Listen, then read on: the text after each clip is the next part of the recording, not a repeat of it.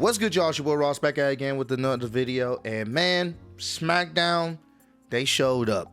Tonight they cooked. I know a lot of people were concerned.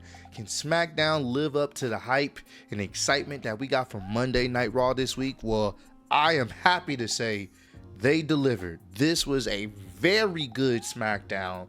This was fantastic. I got plenty of stuff to talk about, so let's get right into the nitty-gritty on things that happened on this show. Shout out to Chisel for being a part of the stream on YouTube and Twitch. Shout out to everyone that pulled up. This was a great Friday night SmackDown. So they started off the show.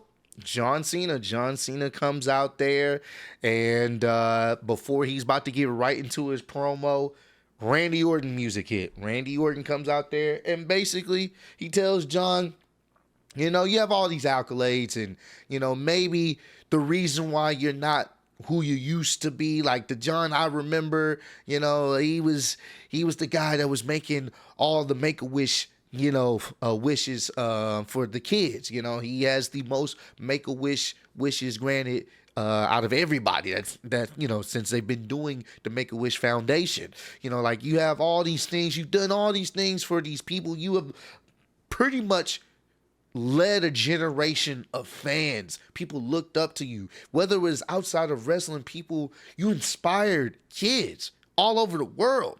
That's always been you.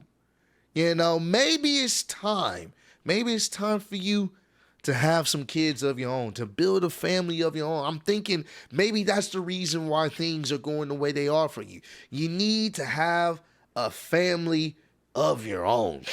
Thought that was a nice little, hilarious little rebuttal. But John, he wasn't having it. He was really just dry with the response, like, you disgust me. Like, what are you talking about? Kids? I don't need no damn kids. Want to know why I don't need any kids? Because I've been raising up people's kids for over 25 years or over 20 plus years. I've been raising everyone else's kids. When you really think about it, he has, in the sense of how many kids looked up to him. And then he started going in on some people in the crowd. You know, it's like, I'm better than this kid's parents. You know what I'm saying? I think the kid ended up flipping them off like, look at that. Look at that. That's how y'all raise y'all children? Like, I've been taking care of you guys for the longest. Y'all sit up there, y'all chant, and then y'all boo. I don't give a damn about them.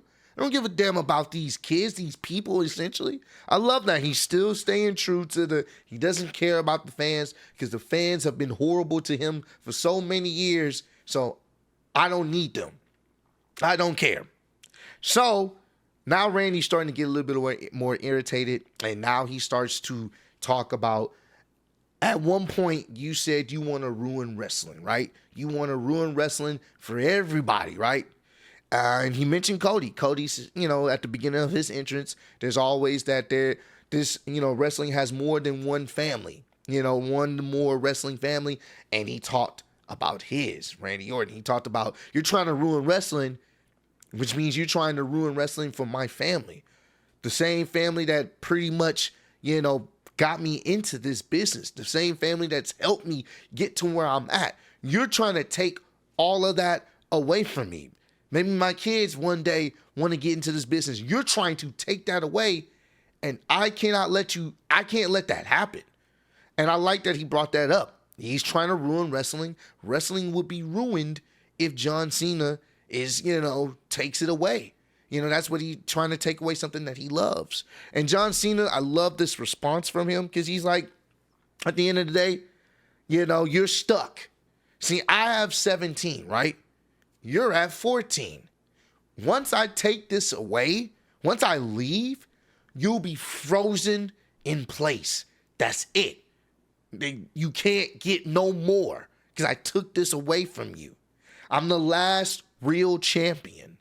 And what makes it so satisfying about this promo, because then he started getting a little personal himself, since we were talking about family. He's like, at the end of the day, I'm taking all of this away from you. They can create another title, some tinfoil title. It won't be the same.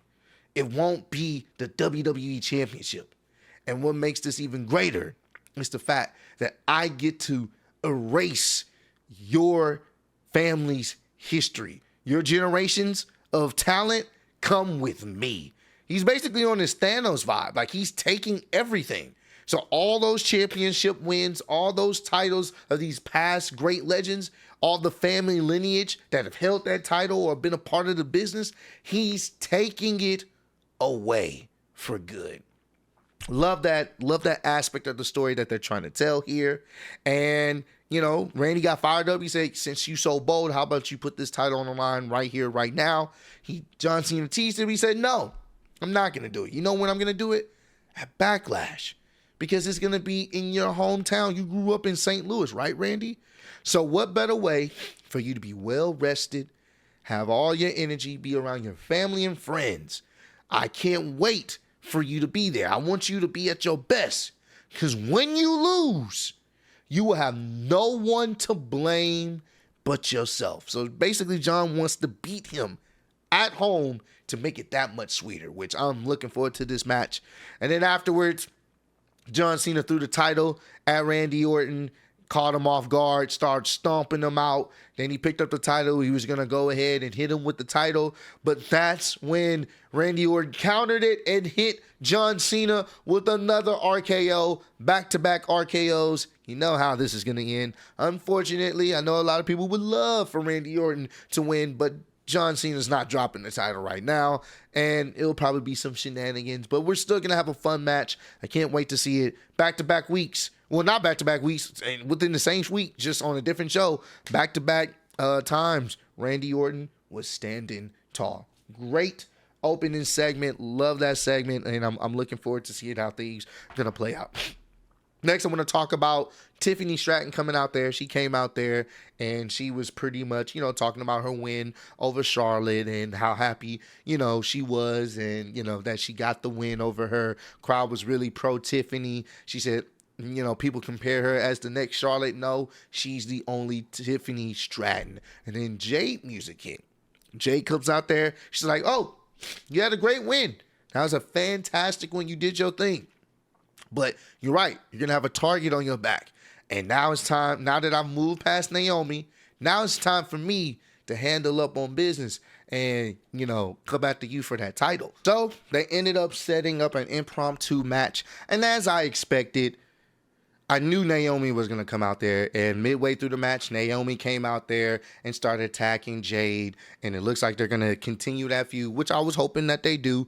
Most likely we'll get something at Backlash, so Naomi was pretty much packing up Jade, throw her into the ring post multiple times. Then Tiffany got into the ring, Naomi got out of the ring, and then Nia Jax attacked Tiffany Stratton. I don't care to see this feud again. I was glad that we were past this. I was looking forward to maybe something else. I don't even know if they have anybody else that they could really feud with her. So I think this is just a time being type situation. I just don't care. I don't care. I am past this. I thought we were. I don't know what they're going to do with that. But yeah, that I was not looking forward to. But I am looking forward to seeing what they do with Naomi and Jade. And hopefully maybe Naomi ends up getting the much needed win if they set up a match at Backlash, which I think they should. So, but yeah, didn't care for the whole Nia Jax attack, but it is what it is. Next thing I want to talk about is Jacob Fatu. Jacob Fatu comes out there with Solo by his side. Crowd pro Jacob Fatu. They're chanting his name. Solo has a microphone. Solo's talking about, people didn't want Jacob Fatu, in WWE, but he knew his potential, and that's why he wanted him in WWE. He wanted to get Jacob Fatu when other people were afraid to. And then Solo started taking credit for what Jacob Fatu has done as him being the new United States champion. He's like, I founded him. I'm the reason why he's United States champion. I did this. I did that. And I love the camera shot here because you see Solo talking, but you see Jacob in the background just looking like, what are you talking about? So he took the mic from him and basically said, look, bro, I did this all by myself. I told you either you can get with it, get with the program or not. I did all of this by myself. I brought the championship to the family. I did that by myself, bro. Don't get it twisted. Like, this is, what I accomplished. Don't try to downplay that as if you're the reason why it happened. Because no, I did this. That's when LA Knight comes out there. LA Knight, came out there and basically wanted a rematch for the United States Championship. But then Drew comes out there. And he basically said, he wanted to have a title opportunity. Well, first he talked trash about Damian Priest, that Damian Priest is not going to be here tonight. He already, did what he needed to do to embarrass him. But then he was like, he wanted to fight John Cena, but Randy Orton kind of skipped right in front of him, even though he beat Randy Orton a few weeks ago. And then he's like, to be honest with you, the way John Cena is now, he's a punk. I don't want to fight him anyway. But I want to fight you, Jacob, because right now, you're the most dominant champion right now. And you're somebody I want to fight for the United States Championship. So that's when LA Knight's like, nah. We not doing that. You think that's what's going to happen? How about this? Maybe me and you go at it and we'll see, where that leads to. And that's when they end up setting up a number one contenders match. LA Knight versus Drew McIntyre later on in the show to see who's going to be the number one contender for his United States Championship. Then we got to also talk about the Miz segment. Miz comes out there and he basically talking about how he wrestled John Cena in the past and he beat John Cena. Cody couldn't do it. Why wasn't he on WrestleMania? There was opportunities he should have been on WrestleMania. He's tired of the disrespect. He's tired of all these people coming into WWE getting opportunities. You kind of knew what they were leading up to, and the lights go out, and that's when we hear Aleister Black's music like he had it before, and he is back. They cut out the lights. You see the candles, and then you see him rising up on this little platform from the ground. Beautiful shot. Crowd went crazy for Aleister Black. He comes down to the ring, and I love the detail. The ring barricade by the audience has the LED, the little LED sign, the virtual sign where they can put, graphics on there. As he walked by, Aleister Black's name showed up. I thought that was so fucking cool. I know it's not nothing major, but I just paid attention to those little minute details. I like that.